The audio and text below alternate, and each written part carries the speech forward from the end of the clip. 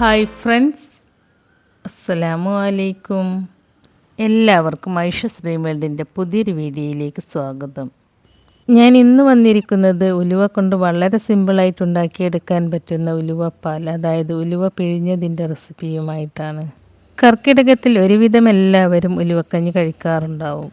അപ്പോൾ എന്നും ഉലുവക്കഞ്ഞി കുടിക്കുന്നതിന് പകരം ഇങ്ങനെയും ഉലുവ കഴിക്കാം. ഇത് വളരെ സിമ്പിളായിട്ട് പെട്ടെന്ന് തയ്യാറാക്കിയെടുക്കാനായിട്ട് പറ്റും. അപ്പോൾ നമുക്ക് ഈ ഉലുവപ്പാൽ എങ്ങനെയാണ് തയ്യാറാക്കിയെടുക്കുന്നത് എന്ന് നോക്കാം. നമ്മുടെ ഇന്നത്തെ ഈ വീഡിയോ നിങ്ങൾക്ക് ഇഷ്ടമാവുകയാണെങ്കിൽ ലൈക്ക് ചെയ്യാനും മറ്റുള്ളവരിലേക്ക് ഷെയർ ചെയ്ത് കൊടുക്കാനും, അതുപോലെ ചാനൽ സബ്സ്ക്രൈബ് ചെയ്യാതെ ആരെങ്കിലും കാണുന്നവരുണ്ടെങ്കിൽ സബ്സ്ക്രൈബ് ചെയ്യാനൊന്നും മറന്നു പോകരുത് കേട്ടോ. ഉലുവ ഒരു ഭക്ഷണമായും മരുന്നായും ഒക്കെ നമ്മൾ കഴിക്കാറുണ്ട്. കർക്കിടകത്തിൽ മാത്രമല്ല, അല്ലാത്ത ദിവസങ്ങളിലും ഉലുവ കഴിക്കുന്നത് വളരെ നല്ലതാണ്. അപ്പോൾ ഞാൻ ഈ ഉലുവപ്പാൽ റെഡിയാക്കാൻ വേണ്ടിയിട്ട് 3 ടേബിൾ സ്പൂൺ ഉലുവ ഒരു ബൗളിലേക്ക് ഇട്ട് കൊടുക്കുന്നുണ്ട്. ഉലുവ ദഹനത്തിന് വളരെ നല്ലതാണ്. അതുപോലെ തന്നെ നമ്മുടെ കുടലിൽ ഒരു ക്ലീനിങ് എഫക്റ്റാണ് ഉലുവ കഴിച്ചാലുണ്ടാവുക. ഇനി ഈ ഉലുവ നന്നായിട്ടൊന്ന് കഴുകിയെടുക്കണം. ഉലുവ നന്നായിട്ട് കഴുകിയെടുത്തതിന് ശേഷമാണ് നമ്മളിത് കുതിർന്ന് കിട്ടാനായിട്ട് മാറ്റി വെക്കുന്നത്. ഇപ്പം ഞാനിവിടെ ഈ ഉലുവ നന്നായിട്ടൊന്ന് കഴുകിയെടുത്തിട്ടുണ്ട്. ഇനി ഈ ഉലുവയിലേക്ക് നല്ല വെള്ളം ഒഴിച്ച് കൊടുത്ത് 8 മണിക്കൂർ നേരം കുതിർന്ന് കിട്ടാനായിട്ട് അടച്ചു വെക്കാം. നമ്മൾ ഈ ഉലുവ കുതിർത്തെടുത്ത വെള്ളം കളയൂല. ഈ വെള്ളത്തിൽ തന്നെയാണ് നമ്മൾ ഈ ഉലുവ വേവിച്ചെടുക്കുന്നത്. അതുകൊണ്ട് ഉലുവ നന്നായിട്ട് കഴുകിയെടുത്തതിന് ശേഷം വേണം കുതിർക്കാനായിട്ട് വെക്കാൻ. അപ്പോൾ ഞാനിത് 8 മണിക്കൂർ നേരം ഇവിടെ അടച്ചു വെക്കുകയാണ്.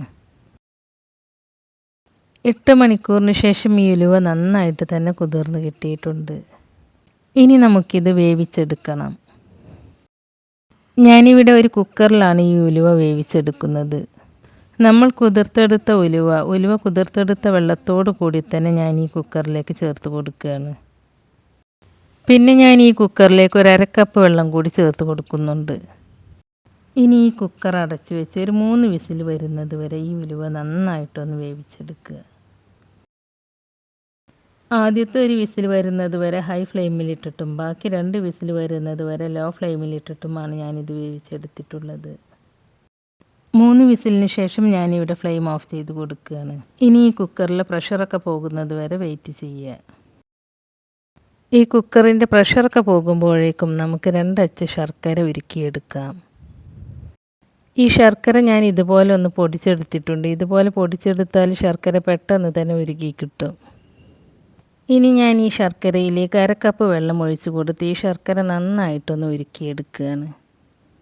ഇത് തികച്ചും ഓപ്ഷണലാണ് കേട്ടോ. ശർക്കര ചേർക്കാൻ ഇഷ്ടമില്ലാത്തവർക്കും ഷുഗറുള്ളവർക്കൊക്കെ ഈ ഉലുവ പിഴിഞ്ഞത് ഉപ്പ് ചേർത്ത് കഴിച്ചാൽ മതി. ഇപ്പോൾ ശർക്കര നന്നായിട്ടൊന്ന് മെൽറ്റായി വന്നിട്ടുണ്ട്. ഇനി ഞാൻ ഫ്ലെയിം ഓഫ് ചെയ്ത് വെക്കുകയാണ്. ഇനി ഈ ശർക്കരപ്പാനി നന്നായിട്ട് തണുത്ത് വന്നതിന് ശേഷമാണ് കേട്ടോ നമ്മളിത് ഈ ഡ്രിങ്കിലേക്ക് ചേർത്ത് കൊടുക്കുന്നത്.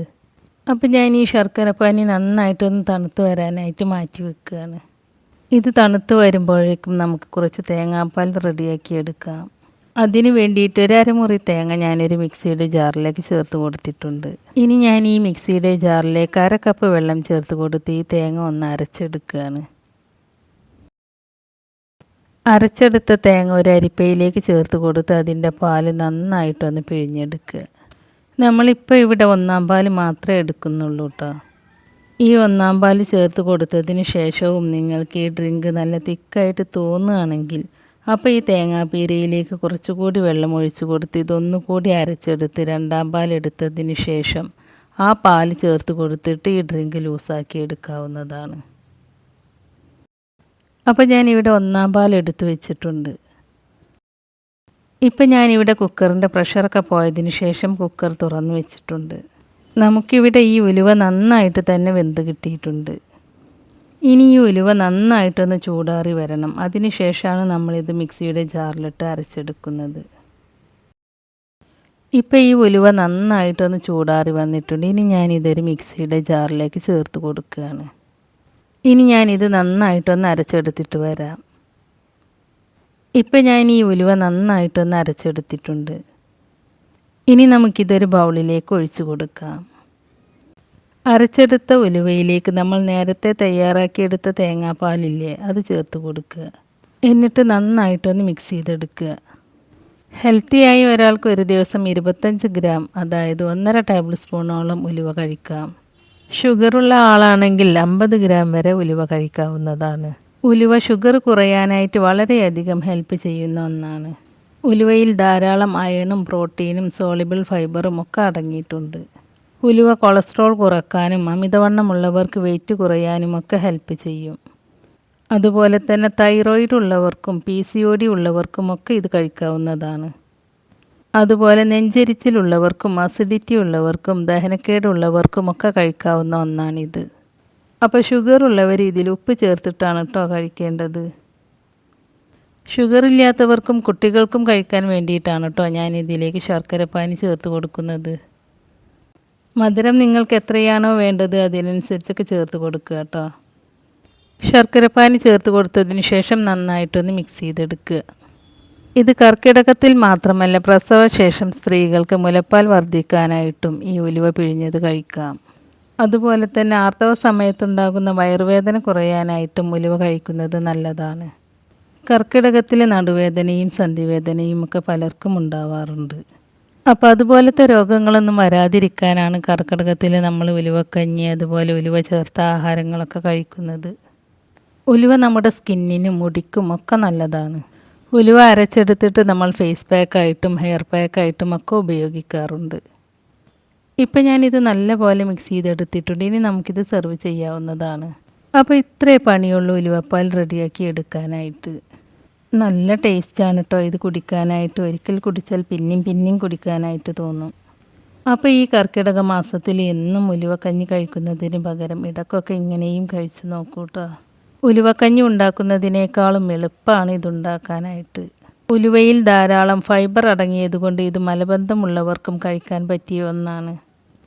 അപ്പോൾ ഈ കർക്കിടകത്തിൽ നമ്മുടെ ശരീരബലം കൂട്ടാനും ഇമ്മ്യൂണിറ്റി വർദ്ധിപ്പിക്കാനും എന്നും ഹെൽത്തി ആയിരിക്കാനും ഒക്കെ ഉലുവ ഇങ്ങനെയൊക്കെ ഒന്ന് കഴിച്ചു നോക്കൂ കേട്ടോ. ഉലുവക്കഞ്ഞിയുടെ റെസിപ്പിയും ഞാൻ ഇതിനു മുമ്പ് ഷെയർ ചെയ്തിട്ടുണ്ട്. അതിൻ്റെ ലിങ്ക് ഞാൻ ഡിസ്ക്രിപ്ഷനിൽ കൊടുക്കാം. കാണാത്തവരുണ്ടെങ്കിൽ കണ്ടു നോക്കൂ കേട്ടോ. അപ്പോൾ നിങ്ങളെല്ലാവരും ഇതുപോലെ ഉലുവ പിഴിഞ്ഞത് ഉണ്ടാക്കി നോക്കൂ കേട്ടോ. എന്നിട്ട് അതിൻ്റെ അഭിപ്രായം നമ്മുടെ കമൻറ്റ് ബോക്സിൽ എഴുതി അറിയിക്കാനും മറക്കരുത്. അപ്പോൾ നമ്മുടെ ഇന്നത്തെ ഈ വീഡിയോ നിങ്ങൾക്ക് ഇഷ്ടമായിട്ടുണ്ടാവുമെന്ന് വിചാരിക്കുന്നു. ഇഷ്ടമായിട്ടുണ്ടെങ്കിൽ ലൈക്ക് ചെയ്യുകയും നിങ്ങളുടെ ഫ്രണ്ട്സിനും ഫാമിലിയിലേക്കൊക്കെ ഒന്ന് ഷെയർ ചെയ്ത് കൊടുക്കുകയും അതുപോലെ ചാനൽ സബ്സ്ക്രൈബ് ചെയ്യാതെ ആരെങ്കിലും കാണുന്നവരുണ്ടെങ്കിൽ സബ്സ്ക്രൈബ് ചെയ്ത് സപ്പോർട്ട് ചെയ്യുകയും ചെയ്യണേ. സബ്സ്ക്രൈബ് ചെയ്യുമ്പോൾ നോട്ടിഫിക്കേഷൻ ബെല്ല് കൂടി ഓണാക്കി വെക്കുകയാണെങ്കിൽ ഞാൻ പുതിയ റെസിപ്പീസ് അപ്ലോഡ് ചെയ്യുമ്പോൾ അതിൻ്റെ നോട്ടിഫിക്കേഷൻ നിങ്ങൾക്ക് കിട്ടുന്നതാണ്. അപ്പോൾ ഇൻഷാ അല്ലാഹ് പുതിയ റെസിപ്പീസുമായി ഞാൻ വീണ്ടും വരാം. Thank you.